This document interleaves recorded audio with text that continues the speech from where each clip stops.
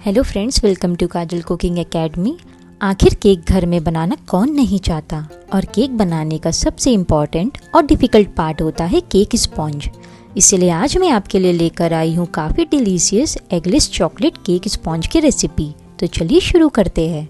इसे बनाने के लिए हम लेंगे 1 कटोरी मैदा, आधी कटोरी से थोड़ी कम रिफाइंड ऑयल, आधा कटोरी पाउडर शुगर, 1 चम्मच बेकिंग पाउडर, आधा चम्मच बेकिंग सोडा, 3 चम्मच कोकोआ पाउडर और 1 कटोरी मिल्क। अब हम एक बाउल ले लेंगे और उसके ऊपर एक छलनी रख देंगे।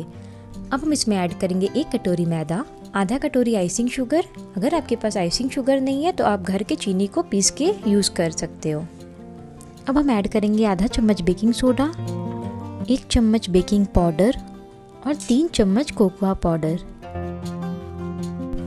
अब हम इन सब चीज़ों को अच्छे से छान लेंगे। यहाँ हम आधी कटोरी से थोड़ी कम रिफाइंड ऑयल लेंगे।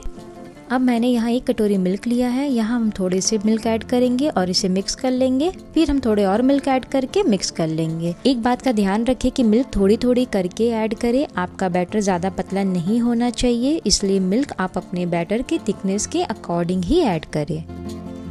बैटर का कंसिस्टेंसी ऐसा होना चाहिए, ना ज़्यादा थिक ना ज़्यादा पतला। बैटर हमारा बन करके रेडी है। अब हम एक स्मॉल साइज़ का केक टिन लेंगे और इसके साइज़ का मैंने यहाँ बटर पेपर कट करके लगा दिया है। अगर आपके पास बटर पेपर नहीं है तो आप केक टिन को मैदा से भी डस्ट कर सकते हो। अब हम बैटर को इस केक टिन में ट्रांसफ़र कर लेंगे। अब हम इसे थोड़ा टैप कर लेंगे जिससे कि इसमें जो भी एयर बबल्स होंगे वो निकल जाएंगे। सबसे पहले हम ओवन को प्रीहीट करेंगे 180 डिग्री में नीचे वाले रॉड में 10 मिनट्स के लिए। जैसे कि हमारा ओवन प्रीहीट हो गया है, हम अपने बैटर को इसमें डाल देंगे और इसे बंद करके टाइमर डालेंगे 180 डिग्री में सेकेंड वाले रॉड में 30 से 35 मिनट्स के लिए हम इसे बेक करेंगे। जिनके घर में ओवन नहीं है वो ये केक कैसे बेक करेंगे, आप एक कढ़ाई ले लीजिए, उसमें आधी कटोरी जितना नमक डाल दीजिए। उसके ऊपर आप स्टैंड रखिए और जो बैटर बनाए हो उसके ऊपर रख के ढक दीजिए और लो फ्लेम में आप 30 से 35 मिनट्स तक बेक कीजिए। केक हमारा परफेक्टली बेक हो गया है। अब हम इसे पलट देंगे प्लेट में और हल्का सा टैप करेंगे, ये आराम से रिमूव हो जाएगा। और इसमें जो बटर पेपर लगा हुआ है अब हम इसे रिमूव कर देंगे।